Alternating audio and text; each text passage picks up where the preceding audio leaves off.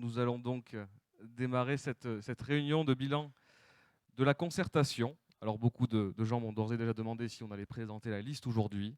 La réponse est non, j'en suis désolé. Elle arrivera plus tard, en janvier, ne vous en faites pas. L'objet de cette réunion, effectivement, aujourd'hui, c'est de vous présenter la concertation menée donc depuis octobre, depuis le lancement de ma candidature mi-octobre dernier. Vous avez probablement tous reçu notre lettre de candidature et puis également le tract plus relatif au PLUI. L'idée étant ce soir de vous présenter les grands axes, les grands piliers issus de la concertation que nous avons menée donc depuis 2 mois à travers des cafés-rencontres, des questionnaires. Et donc les grands points, les grands enseignements et de fait les propositions, ou en tout cas les grands axes de propositions que nous vous présenterons à l'occasion des élections municipales qui se tiendront le 15 mars prochain.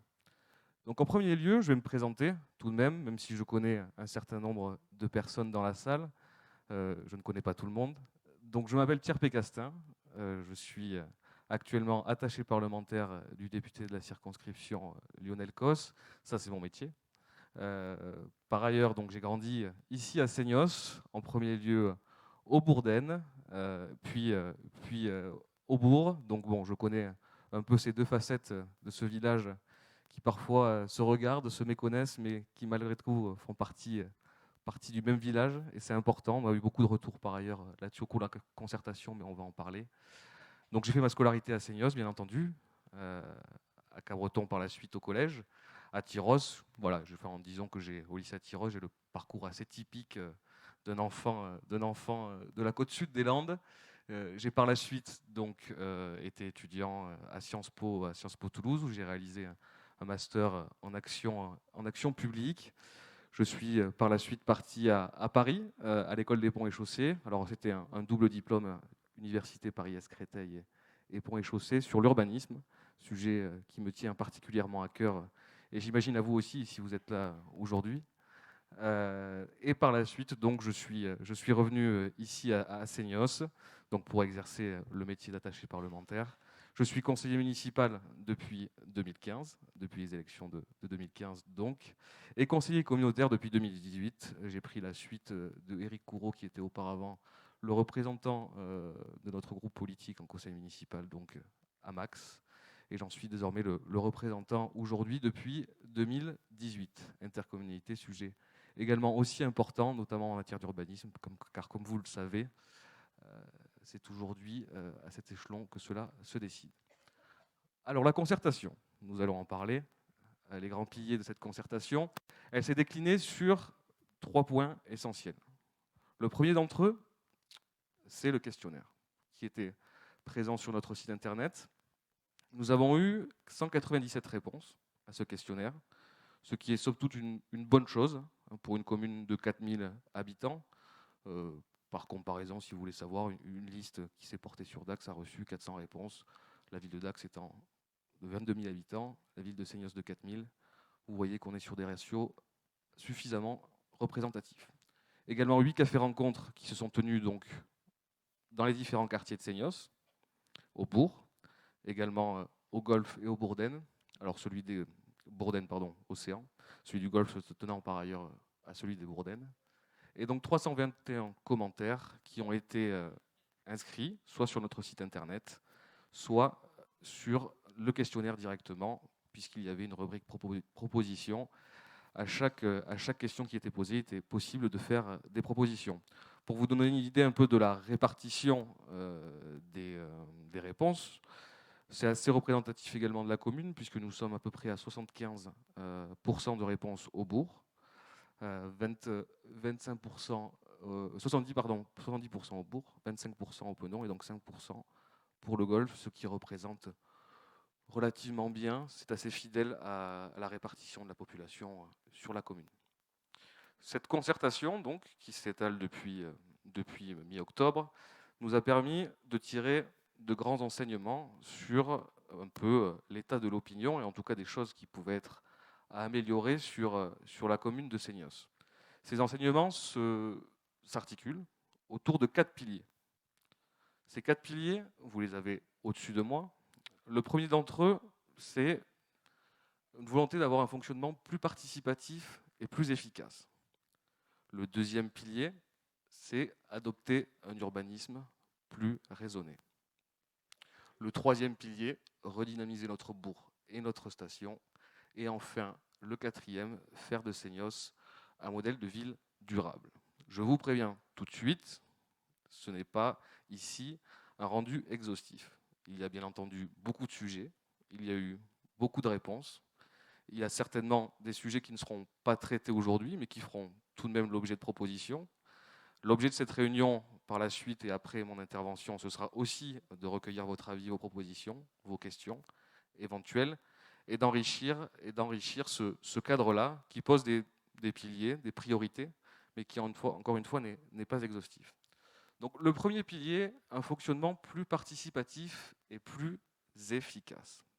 Ce qui nous a été remonté de cette concertation, en premier lieu, Thomas, si tu peux passer à la suite, c'est que 88,8% des Seignossais, ou en tout cas des Seignossais qui ont été interrogés, qui ont répondu au questionnaire plus précisément, sont insatisfaits de la consultation des habitants sur les décisions municipales.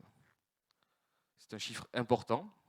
Alors de façon générale, les gens souhaitent être consultés et peut-être considèrent qu'ils ne le sont pas suffisamment.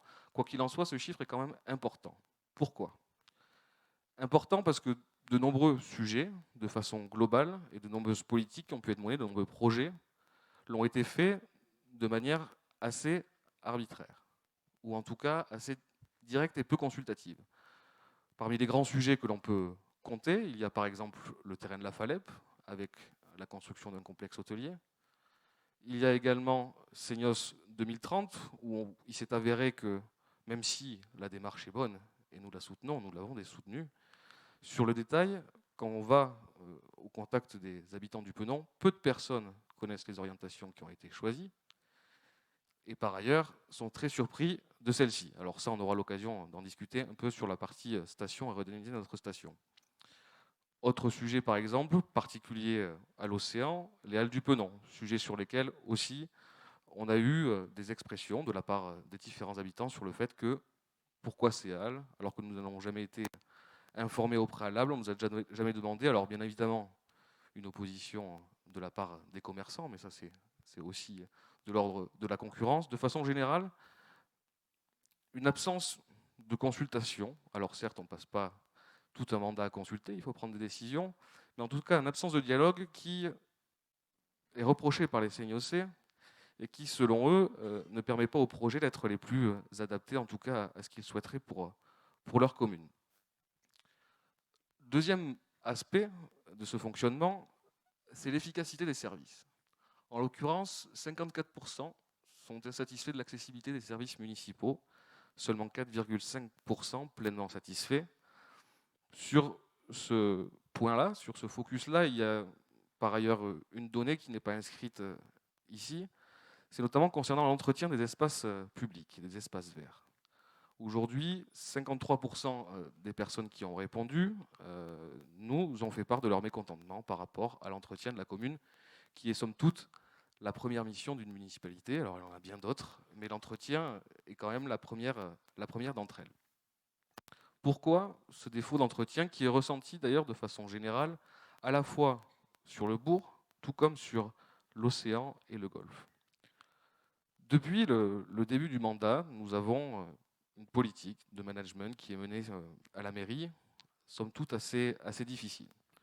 Nous avons eu 22 départs depuis le début du mandat, depuis 2014, sur les services administratifs, par exemple, avec notamment de fortes proportions au niveau des ressources humaines. Il en découle une désorganisation des services assez importante, et d'autre part des nouveaux services qui ont été apportés à la population, qui peuvent s'avérer intéressants, mais qui, somme toute, sans une organisation efficace, ne peuvent pas être mis en place de manière correcte. Je pense par exemple à Allo Mairie. Alors, on peut juger de la proximité de ce service, parce qu'il faut quand même appeler une plateforme qui ne se trouve pas à Seignos pour pouvoir avoir quelque chose, ou en tout cas régler un problème qui se trouve sur Seignos. Le souci, c'est qu'au-delà du service, on n'a pas mis en place l'organisation qui permettrait de répondre correctement, d'une part, à l'entretien courants de la commune, et puis également aux différents chantiers, travaux qui sont signalés et qui doivent faire l'objet d'une intervention. Effectivement, nous avons ces veines de départ, alors essentiellement dans les services administratifs, ce qui pose un problème de continuité dans la gestion de notre commune. Nous avons également des services techniques qui souffrent, puisque leurs missions ne vont pas en diminuant. Vous avez tous remarqué que la commune s'agrandit, et s'agrandit vite, et que d'autre part, malheureusement, il n'y a pas la politique de ressources humaines qui est portée sur la commune de Seignos, est essentiellement portée sur des fonctions cadres en mairie, alors avec beaucoup de turnover, hein, je vous l'ai dit, on a eu, je pense, plus de 5 départs, 5 personnes différentes aux ressources humaines depuis le début du mandat. Cette absence de redéploiement des effectifs sur le terrain ne nous permet pas aujourd'hui, tout simplement, de mener à bien les missions qui nous sont confiées, des missions aussi basiques, je vous l'ai dit, que l'entretien. Là-dessus, nous l'avons bien entendu, nos propositions seront effectivement, d'une part, d'un point de vue participatif, de mettre en place les instances, les conseils, les outils nécessaires à une meilleure consultation des habitants sur, de façon globale, les projets qui sont portés. Alors on parle de l'urbanisme, alors là on est plus sur de la planification.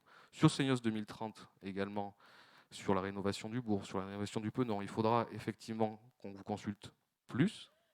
Et d'autre part, au niveau des services, améliorer l'efficacité de notre mairie pour faire en sorte, et de nos services pour faire en sorte que demain, nous puissions répondre aux missions essentielles de la commune et que vous puissiez être satisfait notamment de son entretien, mais les autres problématiques sont également nombreuses. La deuxième partie qui nous a été remontée est assez importante, il s'agit du deuxième pilier, il s'agit d'adopter un urbanisme raisonné. Vous le voyez au-dessus de moi, 82,6% des personnes qui nous ont répondu sont insatisfaites du rythme d'urbanisation de la commune. On touche ici un sujet, somme toute, assez important et difficile à appréhender. L'urbanisme est une matière assez difficile. Nous sommes un territoire attractif où nous devons conjuguer à la fois la préservation des espaces, mais également la nécessité d'accueillir de nouvelles populations. Sur la commune, on a quand même vu pousser un certain nombre de projets depuis 2014, de façon assez soudaine, peu cohérent, laissant l'impression que la mairie, quelque part, s'est fait dépasser par ce développement et cette urbanisation. C'est effectivement le cas. Depuis 2014, nous n'avons eu aucune modification du PLU. Là, je parle du PLU actuel, et non pas du PLU qui gérera l'urbanisme demain.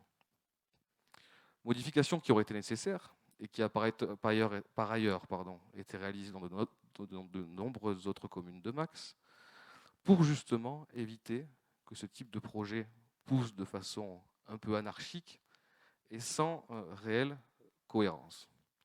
Une deuxième problématique qui était portée est sur le logement accessible.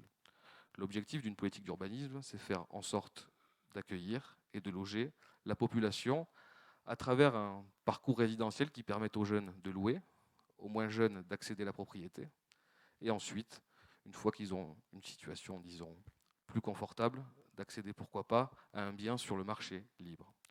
Aujourd'hui, sur ce qui a été créé à Seignos, depuis 2014, nous sommes à 246 logements. Malheureusement, seulement 12% sont accessibles, sont à loyer modéré aujourd'hui. Ce qui ne permet tout simplement pas d'absorber la demande des jeunes de nos territoires, et ce qui explique que de moins en moins de jeunes viennent habiter à Seignos. 12% par rapport aux 38% qui sont observés sur les communes de même strate de Max, donc de même strate qui ont relativement la même population. Donc, ça a construit beaucoup, mais souvent cher, et donc peu accessible pour les Seignossais jeunes ou moins jeunes par ailleurs. Le troisième aspect, pour maîtriser cet urbanisme-là, c'est la maîtrise du foncier. La mairie, aujourd'hui, l'équipe actuelle, affiche comme objectif de maîtriser 50% du foncier qui sera ouvert à l'urbanisation demain. Malheureusement, depuis 2014, la mairie n'a rien acheté et au contraire a beaucoup vendu. Elle a vendu le terrain du Play notamment, elle a vendu également le terrain de la RDTN, mais aucune acquisition n'a été réalisée, notamment sur les zones qui demain seront ouvertes à l'urbanisation. Et ça pose un problème, car tout simplement, si on ne maîtrise pas notre foncier, demain, nous ne pourrons pas maîtriser les projets qui seront réalisés dessus, ou alors les maîtriser, mais de façon moins importante, parce que c'est toujours plus facile de maîtriser un projet quand on possède le terrain que quand le terrain est privé, et en l'occurrence, on peut agir au moment de la signature du permis de construire, mais les marges de manœuvre sont somme toute moins importantes. Là, du coup, on a eu ces constructions assez massives, assez rapides, du fait du long travail sur le PLU actuel, qui aurait permis de concentrer les constructions peut-être sur un lieu donné, qui, en tout cas, permettre de développer une stratégie qui fasse de l'urbanisation, qui fasse de notre urbanisation quelque chose d'acceptable par la population et surtout qui permette de préserver notre cadre de vie. J'en viens rapidement sur cette problématique, sur le PLUI. Je sais que peut-être beaucoup auront des questions à me poser sur le sujet. Nous avions déjà publié un premier document qui tentait d'expliquer ce qui a été retenu sur Seignos. La première conclusion de ce PLUI, c'est que malheureusement, il ne retient pas les leçons du passé. Sur les règlements d'urbanisme, nous sommes quasiment sur la même mouture que le précédent. La deuxième problématique, c'est qu'il propose une ouverture à l'urbanisation assez massive. C'est plus de 28,89 hectares en extension, parce qu'on pourrait rajouter les 3 hectares de la zone d'aménagement de l'OAP du Penon, de l'orientation d'aménagement et de programmation du Penon. Mais bon, là on n'est pas sur de l'extension, on est sur de la réhabilitation de l'existant. 28 hectares, à peu près 29 d'extension, ce qui représente aujourd'hui le 3e plus grosse surface d'extension sur Max, derrière la Benne. Alors sans juger nos voisins labennais, qui n'est quand même peut-être pas la commune la plus vertueuse aujourd'hui en termes d'urbanisation, et TOS, qui comprend tout de même dans les extensions prévues le golf. Donc un golf qui prend beaucoup de place. Donc vous voyez un petit peu dans quelle mouture se situe Seignos. Et vous voyez que de ce point de vue-là, les objectifs qui ont été assignés, en tout cas à ce document, sont quelque peu importants. Pour vous donner une idée également en termes de population, entre 2004 et 2013, alors c'est les derniers chiffres récents et les atterrissages, on va dire, fixes, donc peut-être que la période paraît un peu longue, mais en tout cas c'est les chiffres qui sont les plus précis, les plus arrêtés, nous avons gagné 700 habitants, pour vous donner une idée. Demain, avec le PLUI, la prévision, c'est que nous gagnons près de 2600 habitants en 10 ans. Et ensuite, de 2030 à 2040, 4151 habitants supplémentaires. Mon discours aujourd'hui, ce n'est pas de dire qu'il faut tout fermer. Il faut que nous restions dans notre village, seuls, tranquilles. On a effectivement besoin de construire. Parce qu'il faut accueillir les nouvelles générations, parce qu'il y a des gens qui viennent sur ce territoire et que de ne pas construire ne les empêchera pas de venir. Parce que si nous laissons tous les terrains fermés à l'urbanisation, mais que se passera-t-il? La pression foncière va augmenter, les coûts des terrains vont augmenter d'autant plus, ils sont déjà chers. Et donc, nous ne répondrons pas à cette problématique de logement. Cependant, et c'est notre objectif, il faut que nous arrivions à réduire la voilure et à restreindre un peu cette urbanisation. Alors, ce n'est pas aujourd'hui que je vous donnerai les endroits où justement il faut restreindre cette urbanisation. Cependant, et c'est notre volonté, si nous sommes élus, donc avec mon équipe que je vous présenterai donc plus tard, c'est justement de restreindre cette urbanisation et de poser un objectif de réduction des surfaces artificialisées. C'est-à-dire, aujourd'hui, le SCOT nous donne 30 hectares, donc ces 30 hectares sont inscrits au PLUI. Nous allons renoncer à un certain nombre d'hectares pour justement mettre fin à cette extension. Aujourd'hui, malheureusement, la plupart des maires, la plupart des élus sont dans une logique où on s'étend. On s'étend, on s'étend, on s'étend. Ce n'est plus possible. Alors comment on fait? Comment on fait? Il faut qu'on réfléchisse tout simplement sur l'existant. Sinon, nous n'arriverons tout simplement pas à mener cette mission. Et l'existant, aujourd'hui, c'est notamment le centre-ville. Sur cet aspect-là, nous y reviendrons plus tard sur l'aspect dynamisation, sur l'explication du comment. Mais en tout cas, notre volonté, c'est effectivement de de réaliser cette modification du PLU. C'est possible. Beaucoup de gens m'ont demandé, est-ce que c'est possible? Est-ce qu'on pourra le faire? Oui, on pourra le faire, bien sûr. Le PLU doit être adopté en février 2020. Un document d'urbanisme est toutefois un document vivant. Ce n'est pas un document qu'on arrête pour 10 ans, et pendant 10 ans, on ne le touche pas. C'est un document qu'on adapte au fur et à mesure, parce que les données changent. Et c'est ce que nous voudrons faire demain. La deuxième partie, qui est plus sur l'aspect qualitatif, et non pas quantitatif des surfaces, c'est donc sur la dimension environnementale des constructions et sur la dimension paysagère. Vous étiez 78,6% à être insatisfait de la qualité environnementale des projets immobiliers. De la même manière, vous étiez 74,6% insatisfait de l'insertion paysagère des projets immobiliers. Au-delà du rythme d'urbanisation, il y a aussi un problème au niveau des projets qui ont été portés sur la commune. Alors je ne dis pas qu'ils sont tous ratés, mais il n'y en a aucun qui se ressemble. Alors certes, Seignos n'a pas la spécificité architecturale d'une commune comme Hossegor, par exemple. On a cependant un devoir de cohérence et surtout demain de pouvoir insuffler une cohérence, une idée architecturale qui nous permette d'avoir un bourg cohérent, beau et agréable à vivre. Malheureusement, sur les projets qui sont sortis, il y en a de qualité. Je pense par exemple, sans le nommer, à celui qui est au centre-ville proche de la mairie, derrière le Pouille, qui est d'une qualité plutôt appréciable. D'autres, par contre, qui tant du point de vue architectural, paysager, que du point de vue environnemental, ne prennent tout simplement pas en considération une quelconque cohérence. Et ça, c'est un problème. C'est quelque chose que nous devons améliorer. Et c'est également possible. C'est possible par les orientations que nous pouvons prendre sur le PLUI. C'est également possible, et c'est là où nous souhaitons être un peu plus proactifs, et ça fera l'objet donc d'une proposition, en mettant en place une charte architecturale qui sera opposable demain à tous les projets immobiliers collectifs, bien entendu, parce qu'on ne va pas demander à chaque particulier de se fondre dans le projet architectural de la mairie, parce que sinon ça engendrerait peut-être des surcoûts trop importants. Mais en tout cas, que chaque projet immobilier soit cohérent, et en cohérence avec ce qu'on veut comme cadre de vie à Seignos.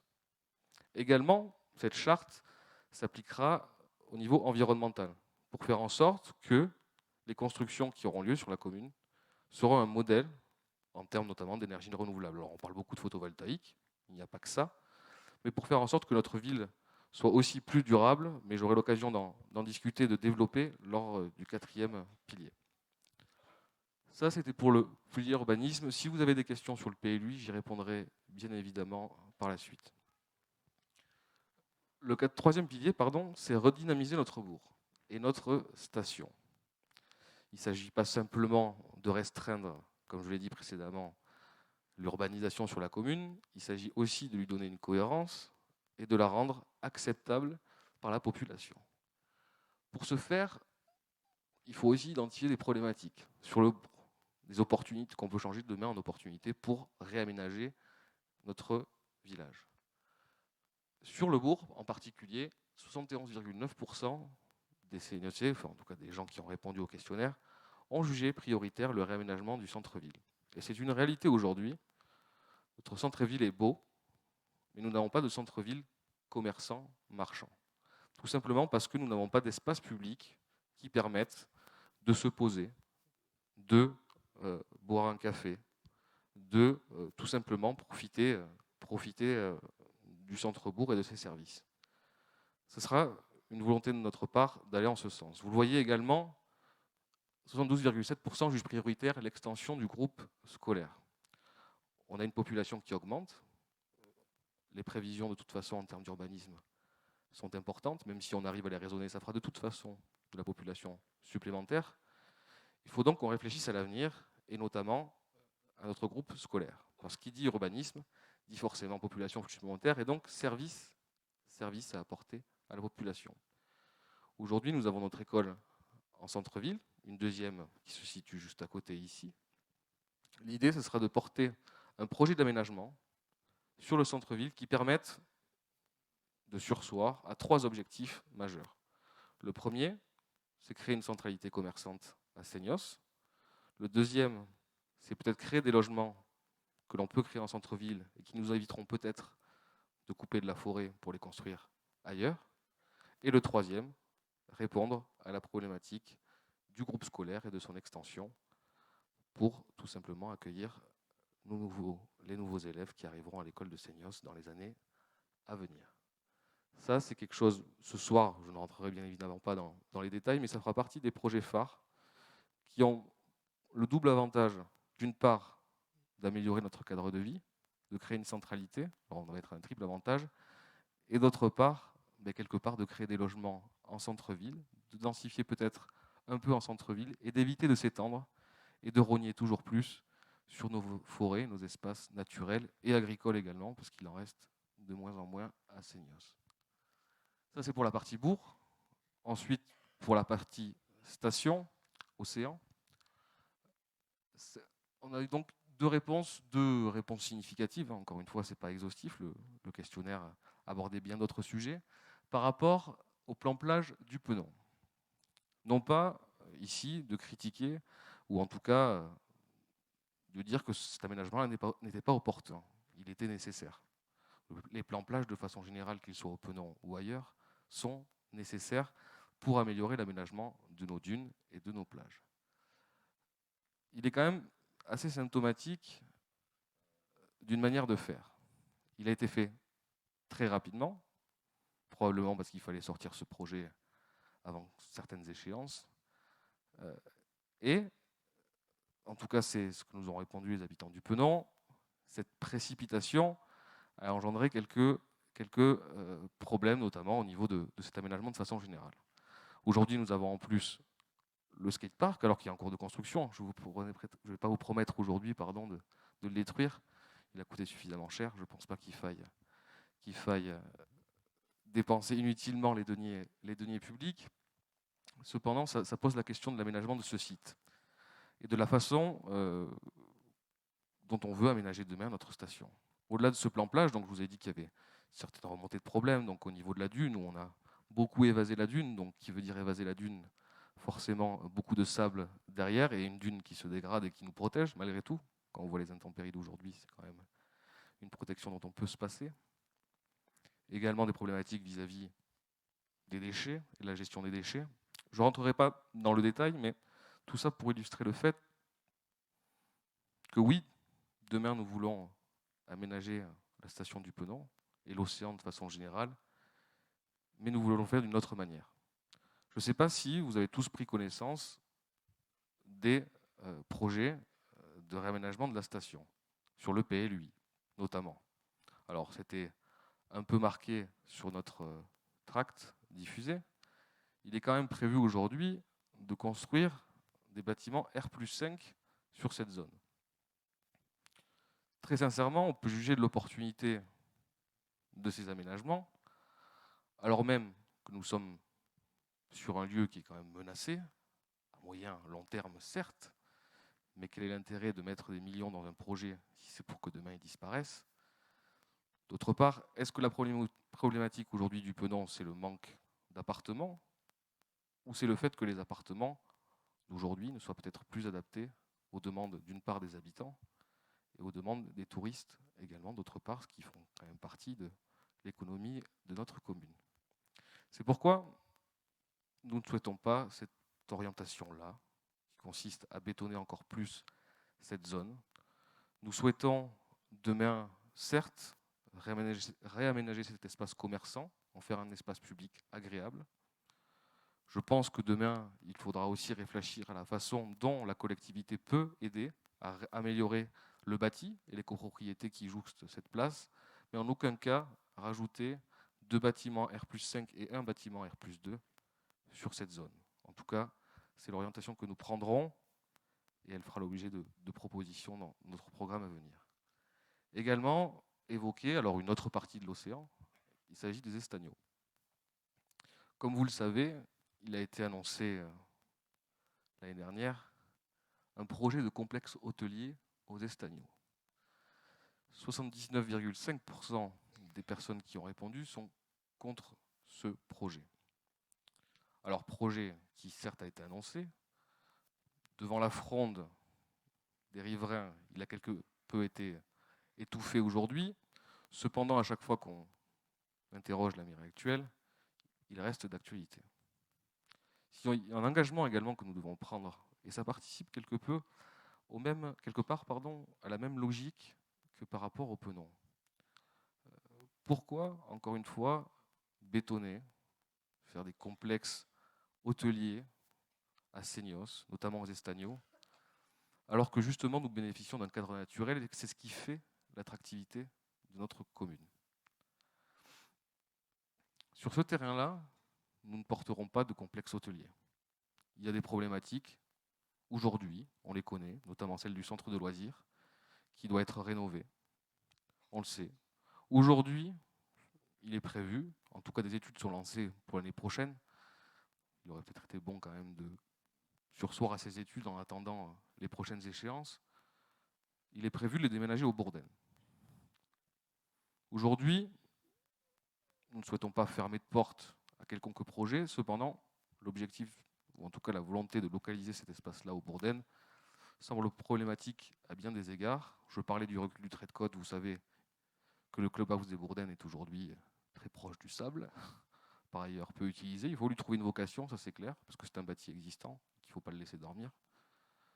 Cependant, je ne pense pas que réaliser le centre de loisirs dans cet espace-là, avec la fréquentation que l'on connaît, et forcément les problèmes de sécurité qui peuvent avoir lieu dans un espace qui est quand même amené à accueillir des enfants, je ne pense pas que cette localisation soit la plus importante, en tout cas la meilleure. De façon plus générale, j'ai abordé ces deux aspects-là parce que c'est ceux qui ont fait l'objet en tout cas d'un point de vue assez saillant, important et tranché. Mais de façon générale, il faudra réfléchir demain à comment on veut aménager notre station. Seignos 2030, c'est bien, les intentions sont là. Et il faut poursuivre en ce sens, alors avec les différences quand même que je viens d'évoquer. Cependant, Seignos ne s'arrête pas ni au Penon, enfin l'océan ne s'arrête pas ni au Penon, ni aux Estagnaux. De façon plus générale, il faut qu'on arrive à redorer le blason, redonner un nouveau souffle à cette station. Les enjeux sont importants, il y en a plusieurs. Il y a les Bourdaines également, il y a le fond du lac également, où il y a une question, avec un terrain qui aujourd'hui appartient à Max. C'est un ensemble de questions qu'il faudra demain nous poser pour faire de la station, non pas une station à l'image d'Ossegor ou même de Cabreton, mais une station de Seignos, qui soit demain une station attractive où les gens veulent venir. Les Seignossais, bien entendu, les Seignossais du bourg, du golfe et de l'océan, mais également les touristes. C'est notre objectif, l'objectif d'une station de nature. Ça fera bien entendu l'objet de propositions plus fines dans les mois à venir. Mais voilà un troisième pilier important qui me semblait essentiel de vous présenter aujourd'hui. Ensuite, nous avons donc le quatrième et dernier pilier, issu de cette concertation, c'est faire de Seignos une ville durable, ou en tout cas un modèle de ville durable. Vous le voyez, le premier aspect, au niveau notamment de la consommation d'énergie et de l'eau, c'est 86,5% des personnes interrogées sont insatisfaites de l'investissement de la commune dans les énergies renouvelables. Vous l'aurez certainement remarqué, nous sommes par exemple dans un bâtiment rénové ici. Aucun investissement n'a été réalisé dans les énergies renouvelables. Vous avez en face le terrain de tennis, investissement vraisemblablement nécessaire pour le club. Vous n'avez sur cet équipement aucun équipement concernant les énergies renouvelables. Et je pourrais faire ce listing sur à peu près tous les équipements de la commune. Pourtant, pour le coup, ce n'est pas un problème financier. Parce que les financements existent à travers l'ADEME, à travers Max, qui a bien un défaut, mais qui a au moins une qualité, c'est d'avoir une politique en faveur de l'environnement assez intense et efficace. Il faut demain que nous arrivions à réduire la consommation énergétique de la commune. Il faut que nous arrivions également à la verdir. C'est un enjeu important, un enjeu économique, parce que ça nous permettra de faire des économies, mais également un enjeu en termes d'environnement, parce que nous sommes tous d'une part responsables de cette problématique-là, et parce que d'autre part, nous sommes sur un territoire qui sera demain particulièrement impacté par le réchauffement climatique. Deuxième point, l'eau et l'assainissement. Donc 76,3% des personnes sont insatisfaites de la gestion de l'eau et de l'assainissement. Effectivement, c'est, je pense, le parent pauvre de ce mandat. Alors vous me direz, investir dans des réseaux, ça ne se voit pas, parce qu'ils sont sous terre. Cependant, c'est quand même d'une importance essentielle pour l'avenir de notre commune. Un exemple. Nous avons réalisé nos prévisions pour le PLUI, donc pour le plan local d'urbanisme intercommunal, donc ceux que nous allons construire demain, sans savoir l'état de notre réseau actuel. Nous avons signé une nouvelle délégation de service public avec une entreprise qui s'appelle Suez, auparavant la Lyonnaise des Eaux, sans savoir l'état de notre réseau et donc tout simplement la qualité de son travail. Parce qu'il se trouve que c'est cette entreprise qui l'exploitait auparavant déjà. Aujourd'hui, nous sommes donc sans information sur l'état de notre réseau. Ça peut paraître anodin, dit comme ça, sauf que ça revêt quand même un triple enjeu, un enjeu sanitaire, un enjeu en termes d'environnement et un enjeu social, parce que l'on veuille ou non, l'accès à l'eau est également un enjeu social. C'est pourquoi demain, nous souhaitons faire de ces deux piliers, en tout cas de ces deux thématiques, l'objet d'un investissement majeur pour la commune, que ce soit en énergie renouvelable, sur les équipements publics, que ce soit également sur les projets immobiliers. Je parlais auparavant de la charte que nous souhaitons mettre en place. Et concernant l'assainissement, il faudra voir d'une part quelles sont nos projections en termes d'urbanisation, peut-être les revoir, nous en avons déjà parlé, et derrière surtout de quelle manière nous rénovons notre réseau, car aujourd'hui, je ne sais pas si vous avez observé les dernières intempéries, ces derniers temps, que ce soit le pluvial ou l'assainissement, on a quand même quelques difficultés à gérer tout cela. Alors les points critiques, on les connaît tous. Vous avez les Estagnots, le Fourneuf, le Golfe également. Et malheureusement, pas grand-chose a été fait pour améliorer ce point. Alors si, vous allez me dire, il y a eu les 900 000 € pour le pompage des nappes. Sauf que 900 000 €, c'est une somme, d'une part, et que ces 900 000 € n'ont tout simplement pas réussi à résorber les inondations d'il y a quelques mois. Pourquoi ?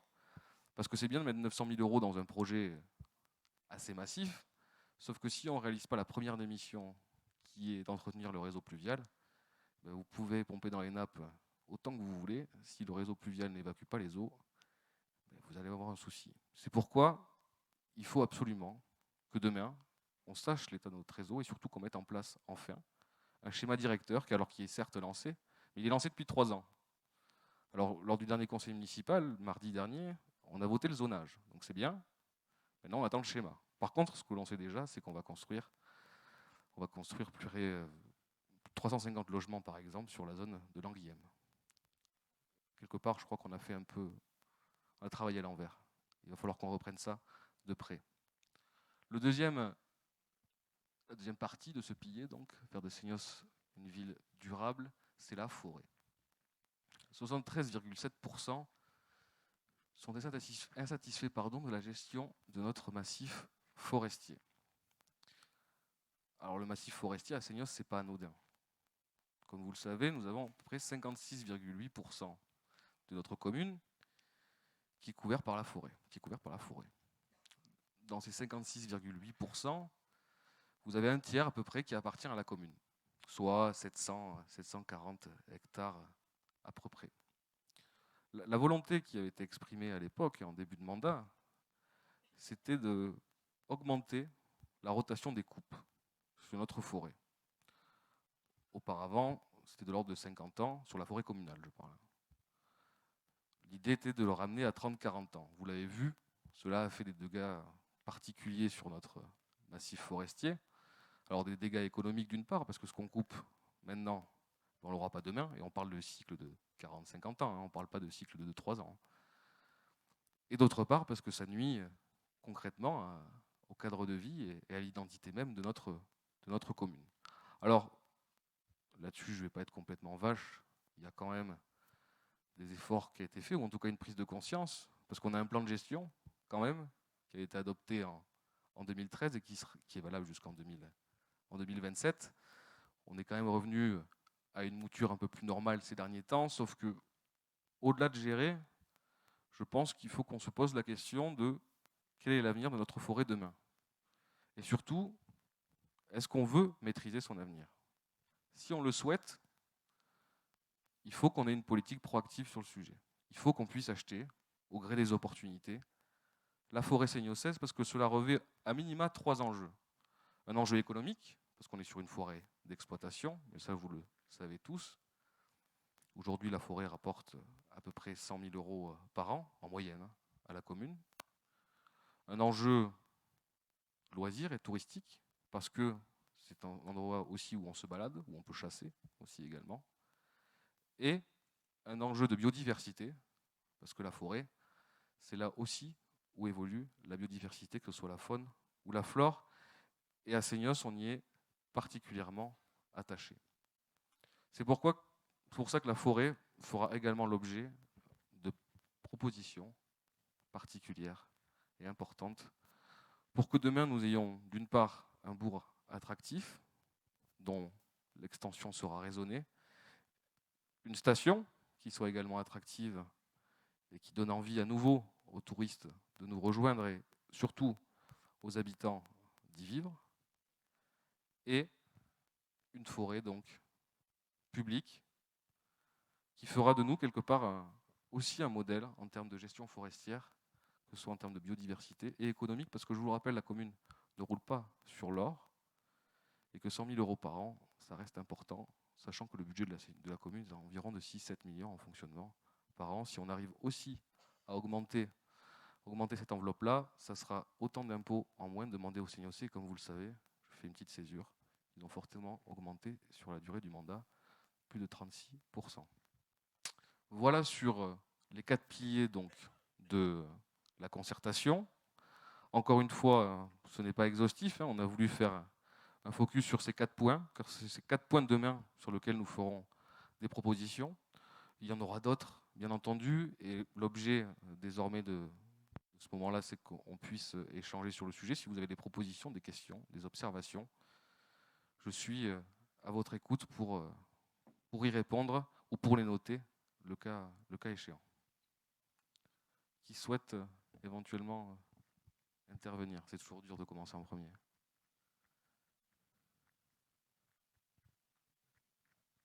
Personne?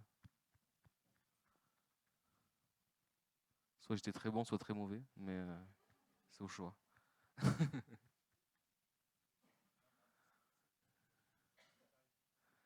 Oui, bien sûr, mais aujourd'hui, l'objectif, c'était de vous présenter les grandes lignes, non pas les projets. Vous savez, on a encore 2 mois et demi de campagne, mais même au sein de ces grandes thématiques, je suis sûr que vous avez des sensibilités à apporter. L'idée aujourd'hui, c'est pas de vous apporter des points précis.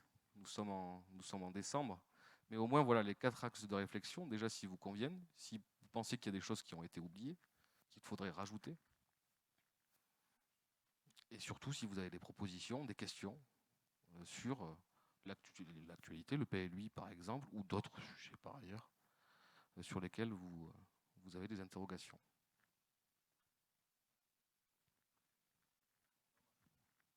Oui.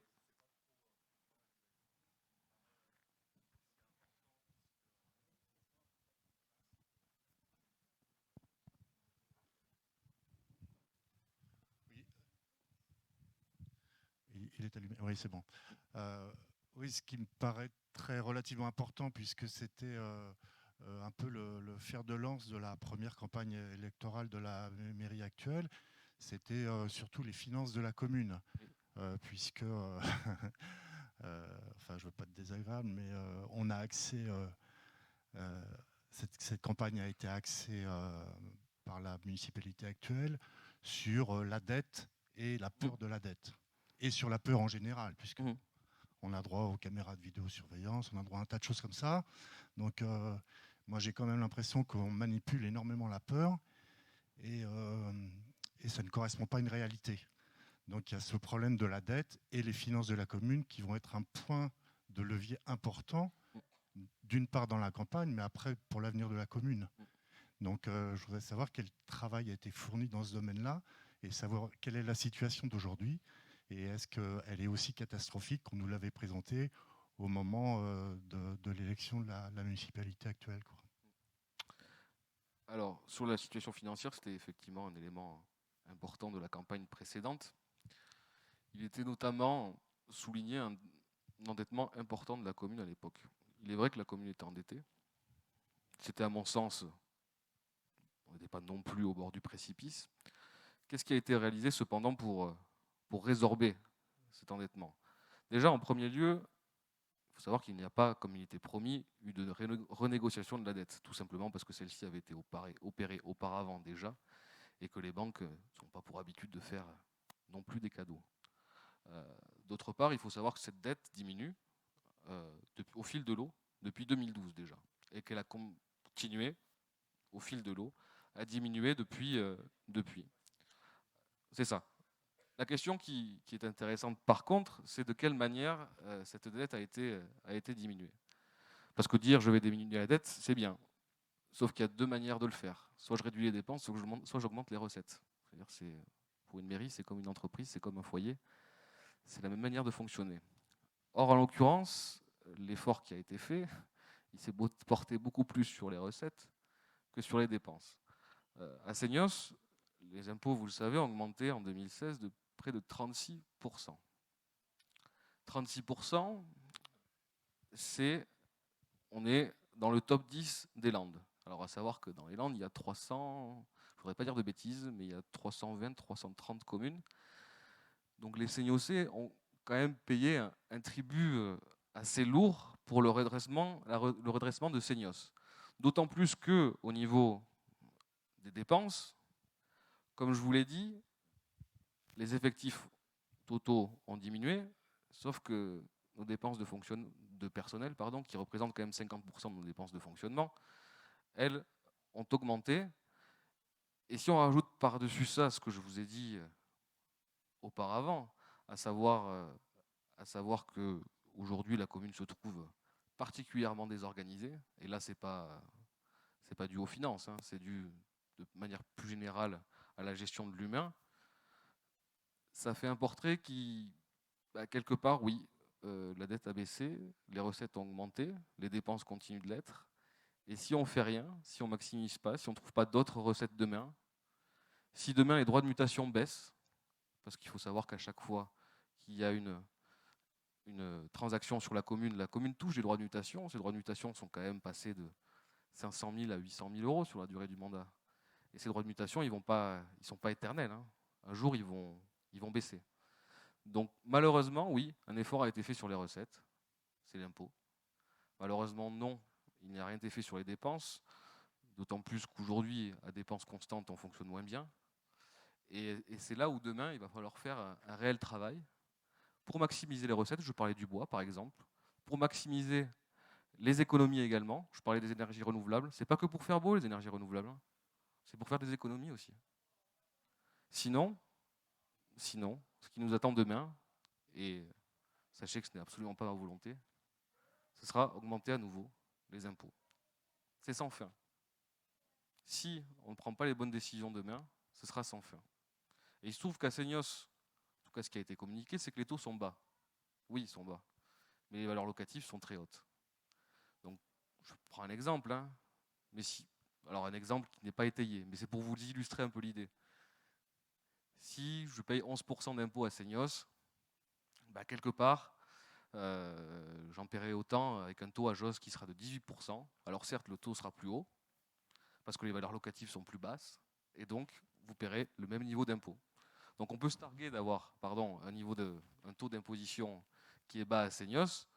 Quand on a les bases locatives qu'on a, heureusement qu'il n'est pas à 18% par exemple, parce que sinon l'augmentation serait somme toute très importante. Mais encore une fois, si on ne se pose pas les bonnes questions, parce que les bonnes questions n'ont pas été posées durant ce mandat. Donc si demain on ne se pose pas les bonnes questions, c'est ce vers quoi on tend, encore une fois. Et ça, il faut l'éviter autant que possible. Voilà sur un peu les finances. Je ne sais pas si ça répond à ta question. Oui.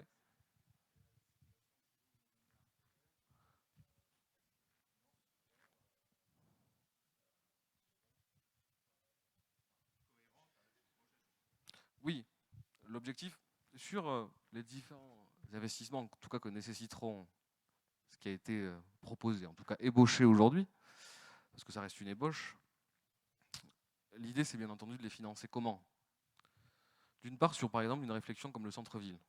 Aujourd'hui, euh, on a des fonds qui existent, c'est les ORT, les opérations de revitalisation de territoire, qui sont portées par l'État, où on peut être subventionné, par exemple, à hauteur de 40%, plus rajouter la participation du département, plus éventuellement de max. C'est comme ça, c'est en allant chercher d'une part des subventions et des opportunités qu'on pourra financer les projets.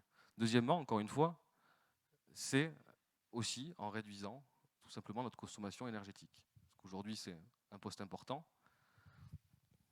Troisième piste, c'est la forêt, j'en ai parlé, pour maximiser cette recette-là. Quatrième piste, c'est les concessions, les diverses concessions qu'on a. Il faut savoir que sur Seignos, on a différentes concessions. On a le camping Naturéo, on a également le golf, on a également les concessions des plages. Toutes ces concessions-là, il faut le camping des Oyats, toutes ces concessions-là, il faut les maximiser. Malheureusement, sur la durée du mandat, on a eu des augmentations, notamment celle du golf qui a été renégociée, mais ça ne vient pas compenser les baisses. Et la baisse, à l'occurrence, a été le cadeau fait aux Oyas à l'époque, qui certes nous a ramené de l'argent tout de suite, mais qui a été dépensé depuis, mais qui aujourd'hui nous fait perdre environ, par rapport à la mouture précédente de la DSP, environ 200 000 € de moins.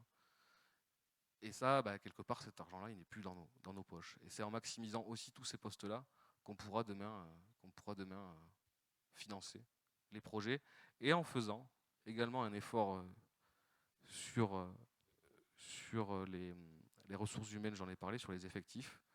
Je dis aujourd'hui, on a certes un effectif qui baisse, mais on a embauché essentiellement sur des fonctions cadres, donc en mairie, des services administratifs, et un peu moins sur le terrain.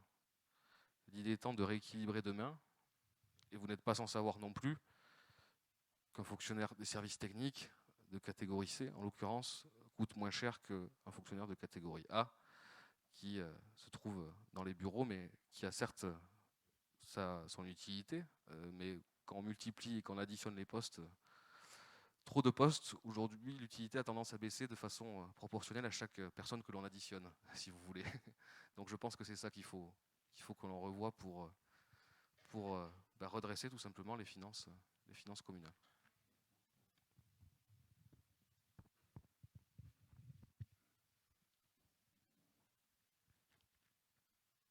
D'autres questions? 10, 9, 8, 7, 6. Oui.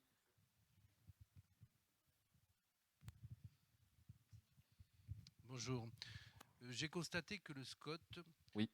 préconisait un taux d'accroissement de la population d'un 5% par an pendant 10 ans. Oui. On nous parle de démographie raisonnée. Comment la commune peut accepter de présenter un PLUI avec le double de cette augmentation, de plus de 3 à 4%? Oui, alors comment elle le peut? Malheureusement, elle le peut comme beaucoup d'autres communes de max, tout simplement parce qu'elle ne respecte pas les engagements du SCOT. Il n'y a pas d'autre réponse à vous donner. C'est que tout simplement les engagements qui sont portés ne sont pas respectés. Alors a-t-on un recours? Avant de faire un recours, déjà, c'est que chacun prenne les décisions nécessaires pour revenir à cet accroissement-là de 1,5. Il n'y a pas de recours devant la justice, ou alors on peut, mais je pense que ça va durer très très longtemps et que ça va coûter beaucoup beaucoup d'argent. Mais il faut tout simplement revenir à la mouture initiale du SCOT qui prévoyait une augmentation de 1,5%. Et pour cela, de la même manière, j'en parlais précédemment, sur les surfaces qui sont urbanisées, qui donnaient environ 30 hectares à Seignos, l'argument de la mairie actuelle, c'est de dire oui, mais le SCOT nous donne 30, donc on fait 30. Je pense qu'il faut qu'on arrive à réfléchir différemment. Effectivement, le SCOT nous donne 30, mais il ne nous oblige pas à faire 30. Il faut qu'on arrive à réduire la voilure pour justement être en accord avec ces 1,5% et non pas effectivement à 2,5%. Et Seignos, ça fait longtemps que Seignos n'est plus à 1,5% par ailleurs d'augmentation de la population. Oui.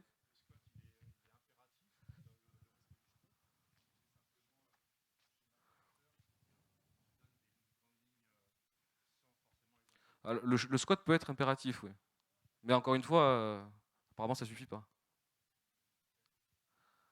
Hormis si quelqu'un s'amuse, mais la question de monsieur est intéressante. Hein. Ça pourrait, cette augmentation-là pourrait être effectivement être attaquable. Hein. Alors bon, après, je ne sais pas s'il faut passer notre vie devant les tribunaux, mais normalement, oui, un squat s'oppose à un PLUI. Le PLUI doit respecter le squat, plus précisément. Les PLU auparavant.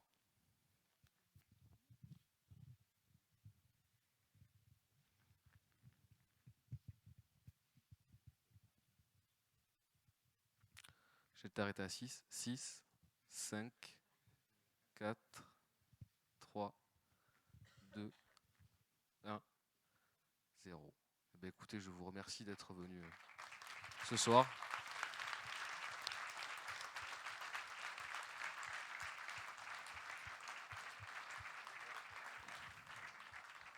Vous l'aurez compris, c'est une ébauche.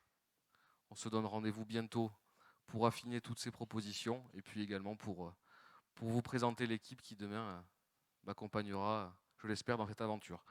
En attendant, vous avez un petit apéritif qui vous est offert derrière. C'est avec plaisir que je discuterai avec vous. Merci, bonne soirée.